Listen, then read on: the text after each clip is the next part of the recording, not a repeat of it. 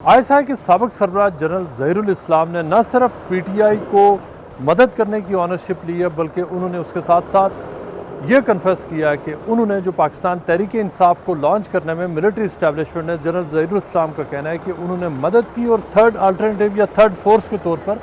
PTI को launch किया गया। उसके साथ साथ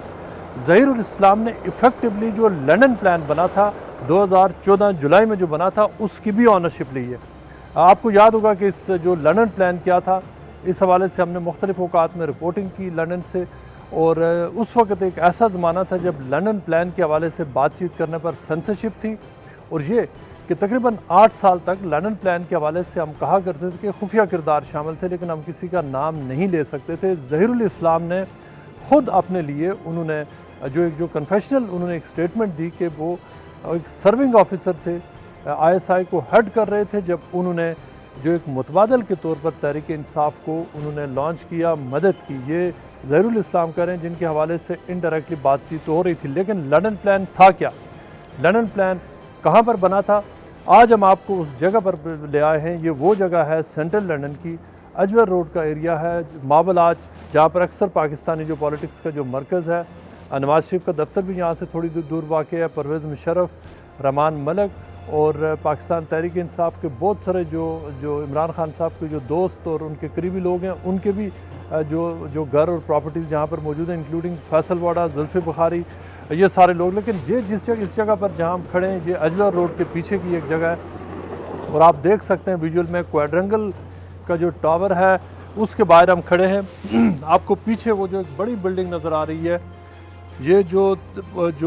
टॉप की तरफ से जो थर्ड फ्लोर है, ये वो जगह है कि जहाँ पर लंदन प्लान बना था। जुलाई के थर्ड वीक की बात है, जब साबिक़ वज़ीर-ए-आज़म इमरान खान लंदन पहुँचे थे। उस वक्त इमरान खान साहब ने मुझे इंटरव्यू भी दिया था टेलीफोन पर लंदन पहुँचने के हवाले से, और मैंने उनसे पूछा था कि क्या उनकी तारुल कादरी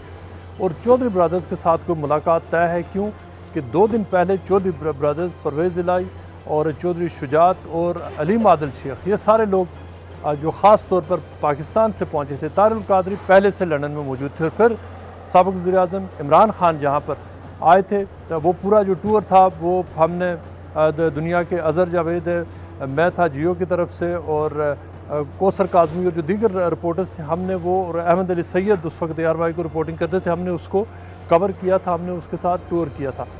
ये वो जगह है जो आपको जो पीछे फ्लैट्स नज़र आ रहे हैं, जहाँ पर जो मीटिंग हुई थी, उस मीटिंग में इमरान खान शरीक हुए। उसमें पाकिस्तान जो तारुल कादरी जहाँ पर मौजूद थे, चौधरी ब्रदर्स मौजूद थे, और एक जो जुलाई के थर्ड वीक की बात है कि यहाँ पर मैंने ख़ुद जो उस मीटिंग को जो सेंट्रल कैरेक्टर्स थे उनको देखा। उसके साथ साथ जो उस वक्त पाकिस्तान हाई कमीशन की एक अहम जो शख्सियत थी वो भी यहाँ पर मौजूद थी, और पाकिस्तान से, जिसका जनरल ज़हीरुल इस्लाम मान रहे हैं कि पाकिस्तान से अहम शख्सियात भी शामिल थी, जो उन्होंने उस मीटिंग को ऑर्गेनाइज़ करवाया था। ये जो फ्लैट आप पीछे देख रहे हैं, ये वो फ्लैट था जहाँ पर जो रात को वहाँ पर मीटिंग हुई थी, जो पहली मीटिंग हुई थी। ओवरऑल तो लंदन में 3 से 4 मीटिंग्स हुई थी, और उन सारी मीटिंग्स में और उनसे पूछा जा सकता है, उन सारी मीटिंग्स में मौजूद थे मुबशर लुकमान। मुबशर लुकमान साहब बहुत अच्छे दोस्त भी हैं, और वो मानते भी हैं कि वो थे,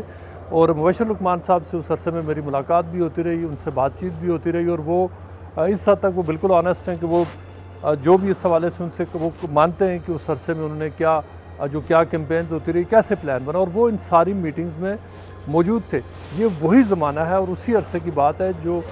उस वक्त चौधरी सरवर अभी पंजाब के गवर्नर थे। लेकिन चौधरी सरवर को ये एक और एंकर है,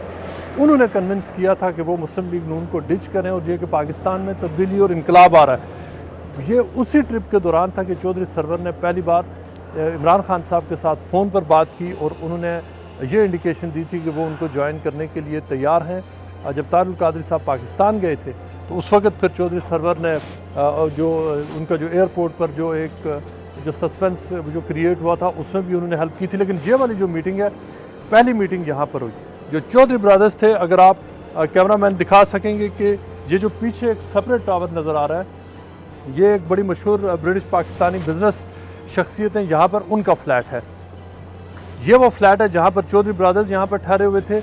और वो जब भी लंदन आते हैं वो यहीं पर ठहरते हैं। लेकिन जो मीटिंग जो हुई थी, जिसमें पाकिस्तान तहरीक इंसाफ की लीडरशिप और जो ज़हीरुल इस्लाम के जो करीब तरीन लोग थे, जिनको उन्होंने इंस्ट्रक्ट किया था, ये सारे लोग वहाँ पर मिले थे। जो पीछे आपको नज़र आ रहे हैं ये वाला कराची की जो एक बिज़नेस शख्सियत है उनका ये फ्लैट है, लेकिन उनको इस पूरे मामले से उनका कोई ताल्लुक़ नहीं था। हमारी उनसे बातचीत भी हुई थी, चूँकि उन्होंने ये फ्लैट आगे किसी को रेंट आउट किया हुआ था, किसी शख्स को जिसने वहाँ इस मीटिंग के लिए यूज़ किया। जो कराची की जो बिज़नेस पर्सनैलिटी है उनका इस मीटिंग के इस हवाले से किसी किस्म का कोई ताल्लुक़ नहीं था। पहली मीटिंग हुई और उस मीटिंग के बाद तारुल कादरी और जो बाकी लोग हैं उन्होंने ईस्ट लंदन में एक प्रेस कॉन्फ्रेंस की थी। उस प्रेस कॉन्फ्रेंस के बाद यहाँ पर जो पार्क लेन है यहाँ से सिर्फ चंद मिनट्स के फासले पर उसके बाद दूसरी मीटिंग वहाँ पर हुई, जिसमें तारुल कादरी और इमरान खान साहब का बाकायदा तौर पर लंच अरेंज किया गया। और जो तीसरी मीटिंग हुई वो सऊदी एम्बेसी के सामने उस वक्त जुल्फ़ी बुखारी का जो दफ्तर है वहाँ पर जी इमरान खान और तारुल कादरी की मीटिंग हुई। इन सारी मीटिंग्स की जो इम्पोर्टेंट बात यह है कि इनकी मीटिंग्स में इनमें मिलना इस हवाले से कोई जो गलत बात नहीं है, पॉलिटिशियंस आपसे मिलते हैं, लेकिन वो जो सारी मीटिंग्स थी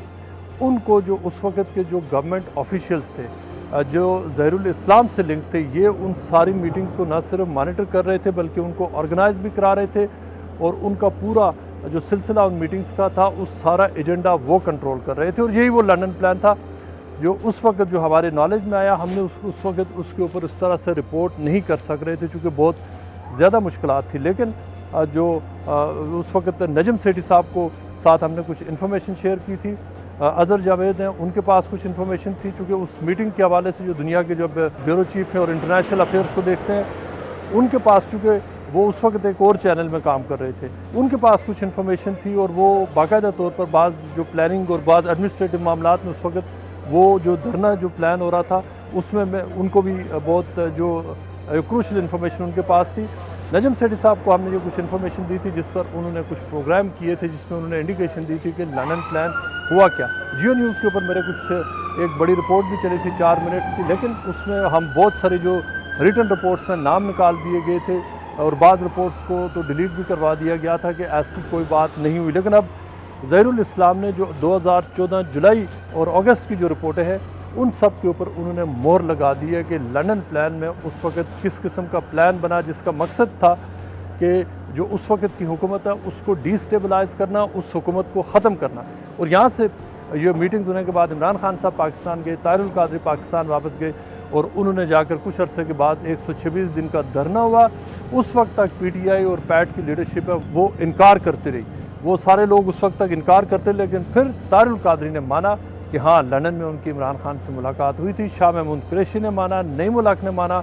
जो गंडापुर थे वो उन्होंने माना। और जब धरना नाकाम हुआ, बहुत इंपॉर्टेंट बात यह है कि जब धरने में तारुल कादरी धरने से निकल गए तकरीबन 1 महीने के बाद, 4 से 5 वीक्स के बाद, उसके बाद वो लंदन आए और लंदन आकर उन्होंने हीथ्रो एयरपोर्ट पर उस वक्त उनकी मुलाकात हुई थी जिसमें मैं शामिल था, अज़हर जावेद शामिल थे, अहमद अली सैयद शामिल थे। उस मुलाकात में तारुल कादरी ने कहा, जब हमने उनसे पूछा कि कादरी साहब आपकी तो यहाँ पर मुलाकातें हो रही थी और क्या क्या उनमें तय हुआ, तारुल कादरी साहब उन्होंने फ्रैंकली उस वक्त ये कहा था कि उनके साथ धोखा हो गया। उन्होंने उस वक्त कहा था कि उनको सीनियर ऑफिशियल्स उन्होंने कहा कि उन्होंने उनको यकीन दिलाया था कि पाकिस्तान में जब उनका जहाज़ लैंड करेगा उनको वो फुल फ्लैज उनको ऑन ग्राउंड इनलैंड उनको सपोर्ट फ्राहम की जाएगी। उन्होंने कहा सबसे पहले वो फ्राहम नहीं की गई। उसके बाद उन्होंने कहा कि जब धरने के दौरान हमें कहा गया कि आप मोमेंटम रेज़ करें, आप आगे बढ़ें, आपको सपोर्ट दी जाएगी। और फिर आपको याद होगा तारुल कादरी साहब जब कंटेनर से कहते थे कि हमारे अब फ़ोन कोई नहीं उठा रहा और ये कि उनको किसी कॉल का इंतज़ार है। तारुल कादरी साहब ने कहा कि चौथे वीक्स में जाकर उनको ये अंदाज़ा हो गया कि उनके साथ धोखा हो गया है। और ये तारुल कादरी ने कहा कि उन्हें ऑफिशियल्स ने, सरकारी ऑफिसर्स ने यकीन दिलाया था कि वो चाहे खून खराबा करना पड़े, कुछ करना पड़े, लेकिन ये कि हुकूमत को डिपोज किया जाएगा। कादरी साहब ने हमें ये बताया था कि उनको जब ये यकीन हो गया कि अब वो वाले मामलात नहीं हैं जो उनसे वादे किए गए, उसके बाद उन्होंने कहा कि उन्हें रियलाइजेशन ये हुई कि PTI के जितने भी लोग थे वो ख़र्चा पाकिस्तान अवामी तहरीक कर रही थी, लोग उनके थे, सारे रिसोर्सेज उनके इस्तेमाल कर रहे थे, मैन फोर्स उनकी थी। जबकि शाम को तारुल कादरी साहब ने कहा कि PTI के लोग आकर खाना भी खाते हैं उनकी तरफ से और फिर वो वापस घर चले जाते हैं, जबकि उनकी वर्क फोर्स वहाँ पर इंगेज हुई थी। और ये वो सारे उस वक्त के जो हालात थे जिनको सामने रखते हुए तारुल कादरी साहब ने उस धरने से पुल आउट किया। ज़हीरुल इस्लाम का जो कन्फेशन है जिसमें उन्होंने कहा है कि उन पूरे इवेंट्स को उन्होंने अब ऑन किया है, वो इस हवाले से बहुत अहम है कि पाकिस्तान की आज की जो सूरत हाल है, जो पाकिस्तान में आज जिस किस्म की जो खलफशार है, जो पाकिस्तान जिस डायरेक्शन में जा रहा है, अगर वो उस वक्त उन सारे मामलात को, अगर हुकूमत को डिस्टेबलाइज ना किया जाता, उस वक्त एक पूरे चलते सिस्टम को एक हाइब्रिड सिस्टम की खातर उड़ाया ना जाता, तो आज शायद पाकिस्तान बहुत बेहतर हालात में।